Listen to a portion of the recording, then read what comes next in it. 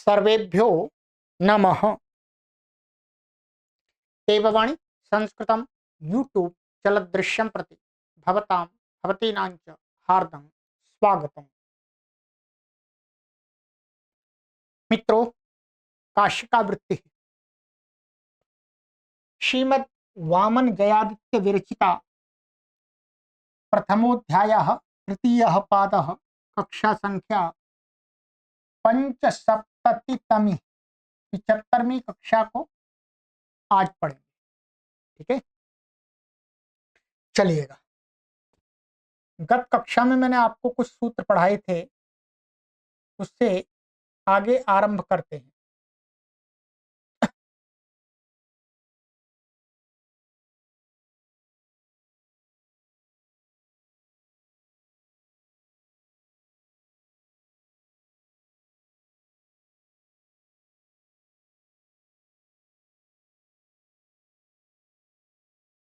यहां तक हो गया था हमारा, ये वाला सूत्र अंतिम था, पूर्ववत सनः। ठीक है, ये हो गया था। चलिए, अब है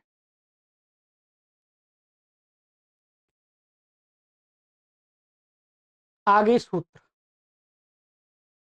इस सूत्र को पढ़ने से पहले एक बार अष्टाध्यायी भाष्य प्रथमावृत्ति में जो अर्थ दिया है उसको एक बार अवश्य देख लें।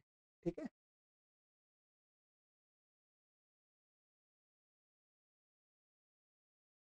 आम प्रत्ययवत क्रियोनुप्रयोगस्य आकर्तृभिप्रायार्थोऽयमारम्भः। ये कहते हैं कि ये जो सूत्र आरंभ कर रहे हैं, ये क्रिया का फल जब कर्ता को ना मिल रहा हो तब के लिए आरंभ कर रहे हैं।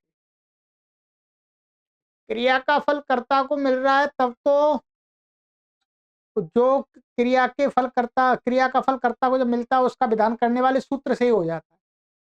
परंतु जब क्रिया का फल कर्ता को नहीं मिल रहा हो तब के लिए मुख्य रूप से ये कार्य करेगा। आम प्रत्ययो यस्मात् सोयमाम प्रत्यय। यहाँ कह रहे हैं आम प्रत्यय यस्मात् धातु। क्या रखें? आम प्रत्यय जिस धातु से कहा गया है वो धातु क्या कहला रही है? यहाँ पर आम प्रत्यय बहुव्रीहि समास है, अन्य पदार्थ की प्रतीति है। अन्य पदार्थ यहाँ पर कौन है? धातु। कौन सी धातु? जिससे आम प्रत्यय करते हैं। आम प्रत्ययस्यैव धातोः क्रियोनुप्रयोगस्यात्मने पदम भवति। आम प्रत्ययस्य, अब आम प्रत्ययस्य का क्या अर्थ है? आम प्रत्ययस्य धातु, आम प्रत्यय हुआ है जिस धातु से, उस धातु के इव माने तुल्य, धातु के तुल्य ही क्रिया अनुप्रयोग अनुप्रयोगस्य आत्मने पदम भवति। जब आम प्रत्यय करते हैं तो उससे क्या होता है? उससे फिर क्रिया का अनुप्रयोग होता है, क्रिया धातु का अनुप्रयोग। ठीक है, क्रियचानुप्रयुज्यते लिटि। तो उस क्रिया का, क्रिया कैसी है? इंत है, इंत है। तो जब इत होने से क्रिया का फल कर्ता को मिलेगा तब तो उसको आत्मनेपद प्राप्त है ही स्वयं से ही। परंतु जब क्रिया का फल कर्ता को नहीं मिलेगा तो फिर इसको सामान्य रूप से परस्मय पद की प्राप्ति थी। तो कहा कि आम प्रत्यांत धातु से जब क्रिया का अनुप्रयोग करेंगे तो उससे क्या है? आम प्रत्यय धातु से आत्मनेपद कहा, तो अपने आप इस आत्मनेपद से मतलब निकलता है कि आम प्रत्यय हुआ है जिस धातु से, वो धातु यदि आत्मनेपदी है तो क्रिया का जो अनुप्रयोग है वो भी आत्मनेपद ही होगा, उससे भी आत्मनेपद का प्रत्यय आएगा। ठीक है, अर्थात आम प्रत्यय वाली धातु यदि आत्मनेपदी है तो क्रिया का जो अनुप्रयोग है वो भी आत्मनेपद होगा, चाहे क्रिया का फल कर्ता को ना मिलता हो। ईक्षान चक्रे ईहान चक्रे, यहां पर ईक्ष धातु थी, ठीक है। इजादेश्च गुरुमतो निरीक्षा से यहां पर आम प्रत्यय हुआ, ठीक है। ये तीसरे अध्याय के प्रथम पाद में ये था आपका सूत्र, सूत्र संख्या भी बता देता हूं मैं आपको। ये कास प्रत्यय दाम मंत्र लिटी और इजादेश गुरुमतो निरीक्षम 36वां सूत्र है, तीसरे अध्याय के प्रथम पाद का 36वां। इससे यह आम प्रत्यय हुआ। ईक्ष धातु और ईह धातु ये कैसी है? आत्मनेपदी। अब इनसे क्रंचन प्रजित लिटी से यहाँ पर जो क्रिया का अनुप्रयोग हुआ है तो वो भी कैसा हुआ है? आत्मनेपद, क्योंकि यहाँ पर क्रिया का फल कर्ता को नहीं मिल रहा। तो यहाँ पर प्राप्त क्या था? परस्मयी पद। यदि क्रिया का फल कर्ता को मिलेगा तो आत्मनेपद इसको होगा ही अपने आप। स्वर तैता कर्ता ही क्रियाफल। तो ईक्षान चक्रे ईहान चक्रे, यहाँ पर ये चक्रे और ये आत्मनेपद हो गया क्रिया धातु। अब यदि विध्यर्थम एतत् तर्हि उपजांचकार उदुम्भांचकार इति कर्तृविप्राये क्रियाफल आत्मनेपदम प्राप्नोति। अब यहाँ पर ये शंका उठा रहे हैं कि ऐसा है, ये जो सूत्र बनाया है ये विधि के लिए विधि तो की जा रही है भाई, अकर्तृभिप्रायार्थ में ये विधि की जा रही है। तो कहते हैं ये सूत्र यदि विधि के लिए जाना जाए, यदि विध्यर्थम में तो ये आम प्रत्यंत धातु से आत्मनेपद होता है, तो कहते हैं तरी उदुब्जान चकारा उदुम्भान चकार इति कर्तृविप्राये क्रिया फल आत्मनेपदम प्राप्नोति। यदि यहां पर उदुब्जान चकार उदुम्भान चकार, इसमें क्रिया का फल कर्ता को जब मिलेगा तो फिर इसमें आत्मनेपद प्राप्त होने लगेगा जी।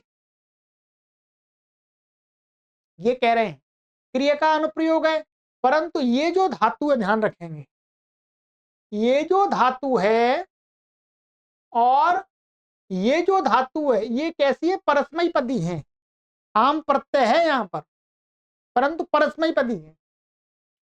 परंतु जब क्रिया का फल कर्ता को मिलेगा तो यह आत्मनेपद होना चाहिए क्रिया को मान करके। आत्मनेपदम प्राप्नोति, तो कहते हैं नैषः दोष, ये दोष नहीं है।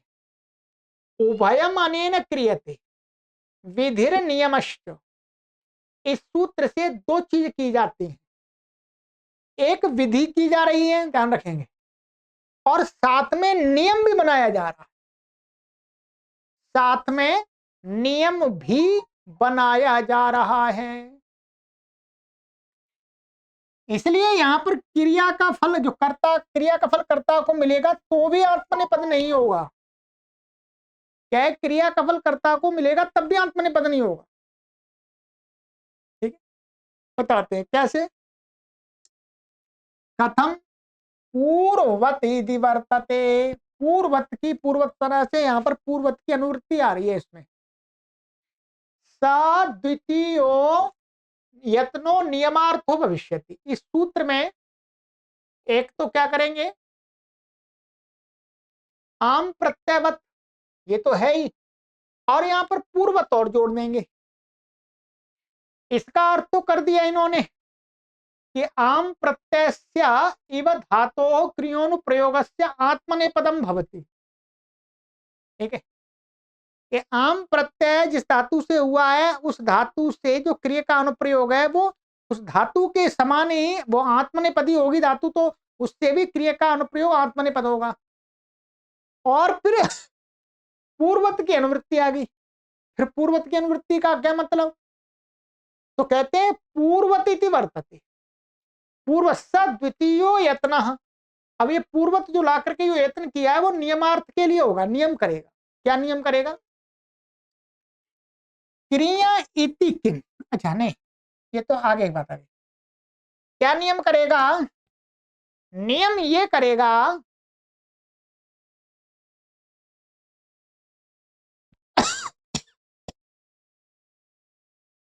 कि यदि क्रिया का जो अनुप्रयोग है, क्रिया का अनुप्रयोग है तो उसको आत्मनेपद होता है, तो उसी धातु उसके बाद में होता है जो आत्मनेपदी है।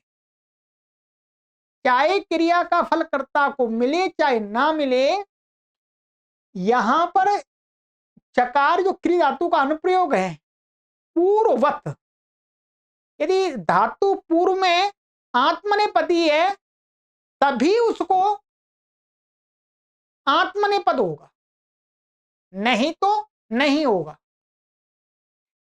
अब यहां पर ये क्या धातु है? ये क्या है? परस्मय पदी है, मैंने बताया आपको। यहां पर नियम बनाया है, ये मैं न्यास पढ़ के बताता हूं आपको कि तत्र पूर्वेण यत्नेन विधि क्रियते। आम प्रत्ययवत, इससे तो विधि होगी, ठीक है।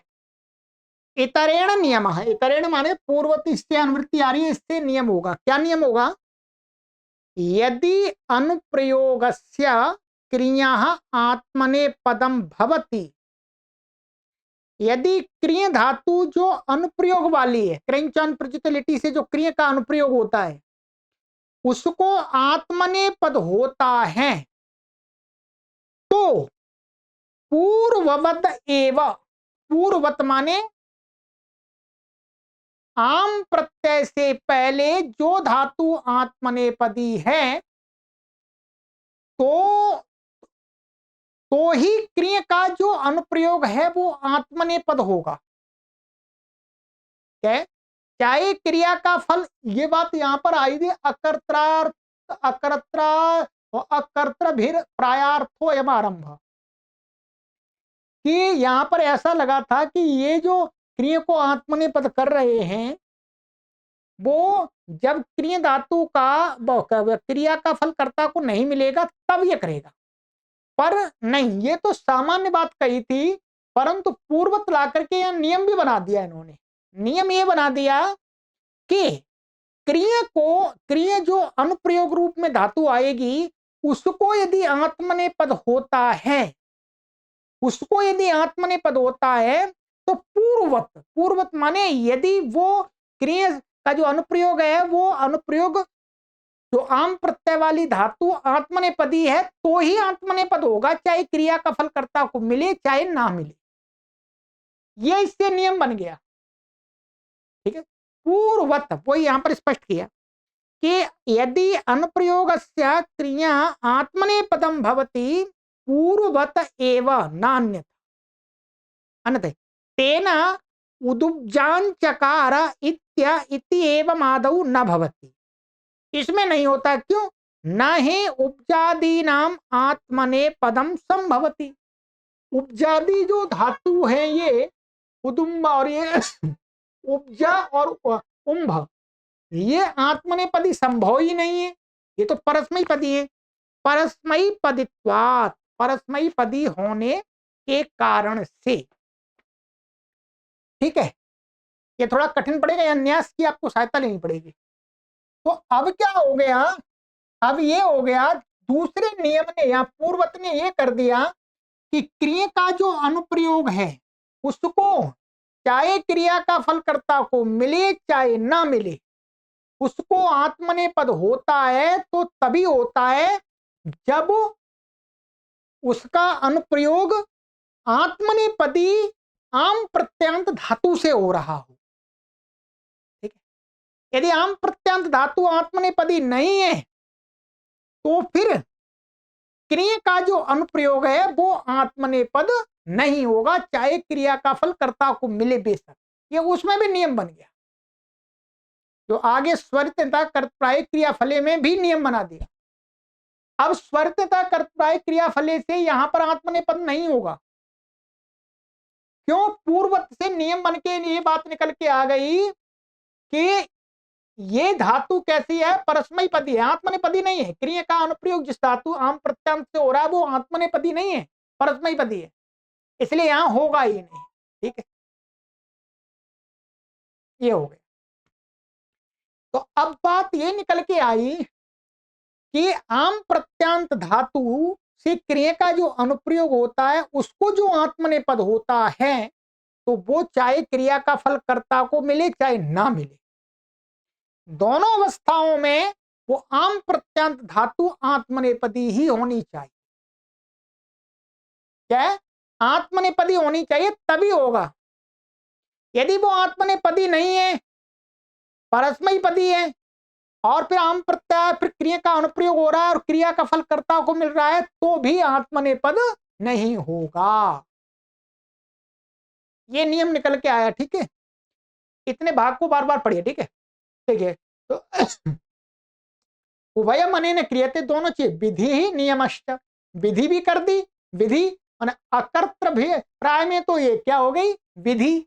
और कर्तृभिप्राय में क्रिया का फल कर्ता को मिल रहा है, उसमें वहां उतने भाग में क्रिया के अनुप्रयोग में नियम हो गया, दोनों चीज हो गई। सद्वितीय। ठीक है, क्रिया इति किम। अब कहते हैं, प्रश्न उठाते हैं, क्रिया ये क्या है जहां पर?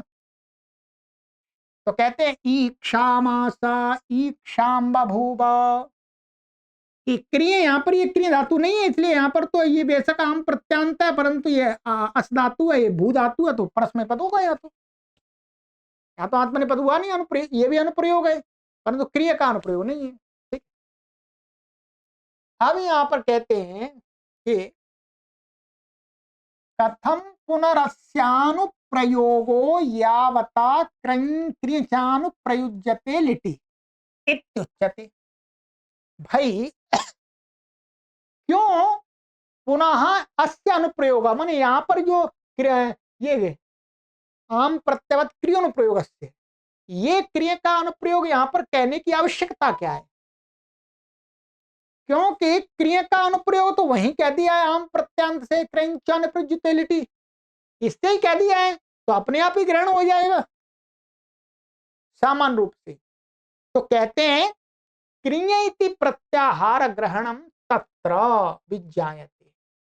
यहां पर क्रिया पढ़ने से ये ज्ञापक निकलता है, ज्ञात होता है कि वहां पर ये जो क्रिया है, ये क्रिया, ये प्रत्याहार है। क्रिया प्रत्याहार है, क्रिया धातु नहीं है। यहां पर क्रिया धातु है। सन्निविष्टानाम प्रत्याहार, भाई कौन सा प्रत्याहार आपने बना दिया? ये बना दिया। क्रिया कौन सा प्रत्याहार है? क्रिया धातु है। ठीक है, यहां पर ये जो शंका उठाई थी, ये सोच के बनाई थी भाई, यहां पर क्रिया को जो पूर्व पक्षी है वो ये सोच रहा है कि भाई ये भी क्रिया धातु है। जब यहां पर अनुप्रयोग कर दिया क्रिया का आम प्रत्यय से, तो अपने आप आम प्रत्यांत जो भी होगी उससे क्रिया धातु का अनुप्रयोग मिलेगा, तो आत्मनेपद हो गया। तो यहां कहने की जरूरत नहीं है। परंतु उत्तर पक्षी है, उत्तर पक्ष इसका ये है कि पूर्व पक्षी जो इसको क्रिया धातु समझ रहा है वो नहीं है, ये क्रिया प्रत्याहार है। ये मैंने पढ़ाते समय बताया था अष्टाध्यायी भाष्य प्रथमा वृत्ति में कि सन्निविष्टानाम प्रत्याहार, माने कहां पर ये सन्निविष्ट जो धातु है उनका प्रत्याहार, तीन धातु है ना, क्रिया भू अस। कहते हैं अभूत तदभावे कृभ्वस्त योगे संपद्य कर्तरिच्युहि इति क्रिय शब्दादारभ्य यावत् क्रियो द्वितीय तृतीया सम्मबीजात् कृषौ इति न्यकारम। यहां पर ये प्रत्याहार लिया इन्होंने। ठीक है, क्या है? एक ये सूत्र है, 50वां और ये है 58वां। यहां से क्रिय ले लिया और इसमें से यहां पर से ये ले लिया, प्रत्याहार बन गया। इसके अंदर क्या आ गया? क्री धातु है, भू धातु है, अस धातु है, ये आ गई अपने आप। ठीक है, तो यकारम, तो ये प्रत्याहार, इस सूत्र में प्रत्याहार है और यहां पर धातु है, ये ज्ञापित होता है। यदि यहां पर भी धातु होती तो फिर यहां धातु पढ़ने की आवश्यकता नहीं थी, फिर तो अपने आप ही बोध हो जाता। यहां क्रिय का क्रिय प्रत्याहार में क्री भू अस तीनों का अनुप्रयोग का है, और उन तीनों में से केवल हमें आत्मनेपद करना है क्रिय का। किसका करना है? क्रिय का। क्रिय का करना है, इसलिए यहां क्रिय धातु है और यहां प्रत्याहार है। यदि यहां पर भी प्रत्याहार ग्रहण माना जाए तो फिर व्यर्थ हो जाएगा, यहां पर पढ़ना, यहीं से काम हो जाएगा। ठीक है, तो ये ज्ञापित होता। चलिए अच्छी प्रकार से समझ लीजिएगा। ये बात समझने में आपको थोड़ी कठिनाई होगी, मैं समझता हूं, परंतु आपको थोड़ा न्यास का सहारा लेना पड़ेगा। न्यास का सहारा लेना पड़ेगा। न्यास की 2-3 पंक्तियां हमने पढ़ के बता दी आपको। ठीक है, तो इस सूत्र से नियम भी बना, विधि भी बनी है और नियम भी बना।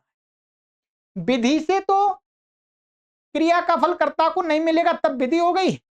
और नियम से क्या हो गया? नियम से क्रिया का जो अनुप्रयोग परस्मय पदी से होगा तो वहां पर क्रिया का फल कर्ता को मिलेगा, वहां पर भी नहीं होगा, वो हट गया नियम से। क्रिया का फल कर्ता को मिले चाहे नहीं मिले, यदि क्रिया का अनुप्रयोग को आत्मनेपद होता है तो पूर्ववत अर्थात आम प्रत्यांत धातु कैसी होनी चाहिए? आत्मनेपद। ये नियम बन जाता। ठीक है, चलिए अब चलते हैं आगे। ये सूत्र विशेष था। ठीक है, प्रोपाभ्याम युजेर यज्ञ पात्रेषु युजुर योगे रुधादि स्वरित। ये कैसी धातु है? स्वरित है, ये स्वरित है इसका। ठीक है, तस्य कर्तृभिप्राये क्रियाफले सिद्धम एवं आत्मनेपदम। इसलिए क्रिया का फल कर्ता को मिलेगा तो इसको आत्मनेपद सिद्ध है। अकर्तृभिप्रायार्थो अयम आरंभ। जब क्रिया का फल कर्ता को नहीं मिले तब इसके लिए आरंभ है। प्र उप इत्येवं पूर्वात् युजेरज्य पात्र प्रयोग विषयादात्मनेपदम भवति। प्रपूर्वक और उपपूर्वक जो इज धातु है अयज्य पात्र प्रयोग विषय वाली, अतः यज्ञ के पात्रों के लिए प्रयोग नहीं हो रहा हो। ठीक है, तो उससे आत्मनेपद होता है। तो प्रयुंक्ते उपयुंक्ते, तो यहाँ पर सामान्य प्रयुंक्ते प्रयोग करता है, उपयुंक्ते उपयोग करता है। ठीक है, अयज्ञ पात्रेष्विति किम, ये क्यों कहा? तो कहते हैं द्वंद्वम न्यंची पात्राणि प्रयुनक्ति। अब यहाँ पर प्रयुनक्ति ये क्या है? ये द्वंद्वम न्यंची पात्राणि, नीचे को उल्टे किए हुए पात्रों का प्रयोग करता, उनको रखता है। तो यहाँ पर क्या है? आत्मनेपद नहीं होगा। ठीक है, ये इसका जो अर्थ किया था अध्याय भाष्य प्रथमावृत्ति में बताया था।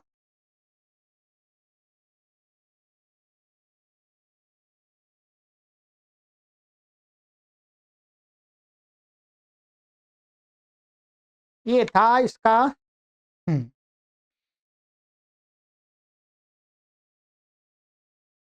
नहीं, इसमें नहीं दिया था। ठीक है, अब उसमें तो उसका प्रयुक्त और उपयुक्त का दिया था ना, प्रयुक्त। तो प्रयुनक्ति माने द्वंद्व, माने जो जो दो दो का जोड़े को न्यंची पात्राणी प्रयुनक्ति, ये आपस्तम गृह सूत्र का है। तो जो यज्ञ के पात्र हैं उनको ऐसा रखता है, उल्टा करके रखता है, ये अर्थ है इसका। ठीक है, अब यहाँ पर वार्तिक बता रहे हैं कि स्वराद्यंतोपसृष्टादिति वक्तव्यम, कि यहां पर प्र और उप क्या है? प्र और उप को न कह करके मैं इसमें ये जोड़ना चाहिए और इसको तो क्षेत्र बढ़ाना चाहिए। ये वार्तिक है, स्वराद्यंतोपसृष्टात् इति वक्तव्यम, माने जिस जिस उपसर्ग के आदि में यदि स्वर है अथवा अंत में स्वर है, दोनों अलग अलग है। ऐसा उपसर्ग जिसके आदि में स्वर है अथवा ऐसा उपसर्ग जिसके अंत में स्वर है, दोनों शर्त एक में नहीं घटानी, दोनों अलग अलग है। तो ऐसे उपसर्गों के योग में आत्मनेपद होता है, ये कहना चाहिए। तो वक्तव्यम, जैसे उत युंक्ते, अब यहाँ पर क्या है, ये उत है, ये उपसर्ग है, परंतु ये क्या है, आदि, इसका जो आदि वर्ण है वो क्या है, स्वर है, इसलिए हो गया। ठीक, ऐसे नियुंक्ते, नी उपसर्ग है, तो नी का अंतिम वर्ण क्या है, स्वर है, तो यहाँ पर भी आत्मनेपद हो गया। स्वराद्यंतोपसृष्टादिति के, माने ये क्यों हम आप कह रहे हैं, तो कहते हैं संयुनक्ति। अब यहाँ सम उपसर्ग है, ये कैसा है, ना तो इसके अंत में स्वर है और ना आदि में, इसलिए यहां पर नहीं होगा, यहां तो परस्मय पद हो। ठीक है, तो प्र उप, ये प्र कैसा उपसर्ग है, अंत में स्वर है, उप कैसा उपसर्ग है, ये तो आदि में भी स्वर है, अंत में भी दोनों ही है। तो यहाँ पूर्वपाभ्याम न कह करके ऐसा कहना चाहिए स्वराद्यंतोपशिष्टा। उपसृष्ट, उपसृष्ट बोलते हैं उपसर्ग, उपसर्ग की संज्ञा है प्राचीन आचार्यों की।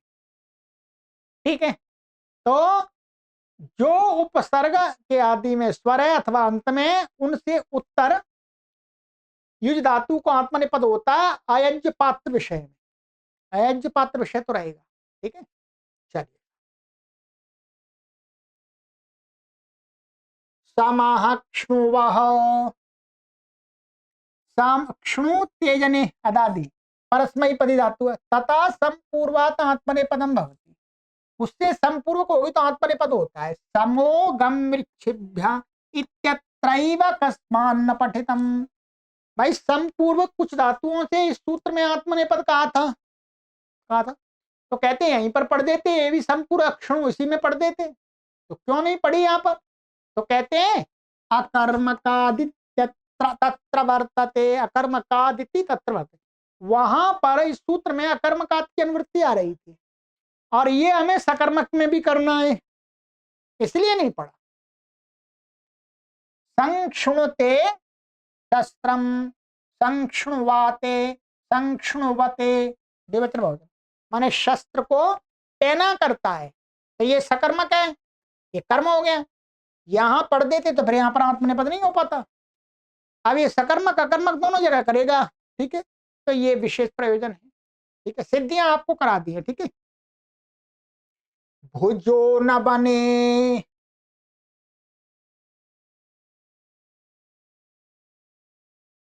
भुजा पालनाभ्यवहारयोः इति रुधादौ पठ्यते। भुज पालन अभ्यवहार, पालन और खाने अर्थ में ये रुदादिगण में पड़ी है। तस्मात् अनवनी अपालने वर्तमानाद आत्मने पदम भवति, उसमें से एक अर्थ हट गया। अनवन, अनवन का अर्थ होता है अपालन, यानी पालन न करना, पालन करने से भिन्न, तो उस धातु से, इससे भुज से क्या है, अपालन, पालन रक्षा करना अर्थ ना हो, तो उससे भिन्न अर्थ में इसको आत्मनेपद होता है। जैसे भुंगते भुंजाते भुंजते है, तो आत्मनेपद हो, खाना अर्थ है यहाँ पर। आनवन इति किम, भुनक्ति एनम अग्निराहितः। ठीक है, यहां पर क्या है, भुनक्ति, भुनक्ति का अर्थ है रक्षा करता है। इस पूरे का मैं आपको एक बार अर्थ बता देता हूं। ये स्थापित की हुई अग्नि इसकी रक्षा करती है। भुनक्ति एनम माने कोई वो यजमान है, तो अग्निराहित, तो अग्नि ही आहित, आहित माने स्थापित हुई अग्नि इस यजमान की रक्षा करती है, तो रक्षा अर्थ में इसलिए परस्मै पद हो गया। अनवन प्रतिषेधेन रौधादिकस्यैव ग्रहणं विज्ञायते न तौदादिकस्य भुजो कौटिल्ये तस्य। यहां पर अनवन प्रतिषेध करने से रुधादि गण की धातु का ही ग्रहण जाना जाता है, क्योंकि उसी के दोनों अर्थ हैं, पालन और अभ्यवहार। ठीक है, तुदादि गण की जो भुज कौटिल्य, भुजो कौटिल्य धातु है, उसका नहीं है। क्यों, तेनेह न भवती विबुझति पाणिम, क्योंकि इसका तो अर्थ ही नहीं है। ठीक है, अनवन अनवन अर्थ वाली तो यही है, ये तो है ही नहीं। तो इसलिए बेभुजती पाणिम, ये तुदादिगण वाली है, ये विपूर्वक माने हाथ को टेढ़ा करता है, हाथ को टेढ़ा करता है, तो इसलिए यहां पर नहीं होगा। यहाँ बेशक अनवन अर्थ नहीं हो, परंतु ये भुज तुदादिगण की नहीं है, तुदादि की है, इसलिए। ठीक है, चलिएगा आज की कक्षा में यही विराम होगा, क्योंकि आगे का सूत्र आ रहा है, बहुत विशेष सूत्र है। जैसे आम प्रत्ययवत क्रियोन प्रयोग से, वैसे ये सूत्र है, ये अगली कक्षा में हो सकता है अकेला ही हो पाएगा सूत्र। ठीक है, तो आज यहाँ तो आम प्रत्ययवत क्रियोन प्रयोग से इस सूत्र को अच्छी प्रकार से 2 से 3 बार पढ़िएगा और न्यास में अवश्य देखिए। ठीक है, मिलते हैं आगे की कक्षा में। सर्वेभ्यो नमः।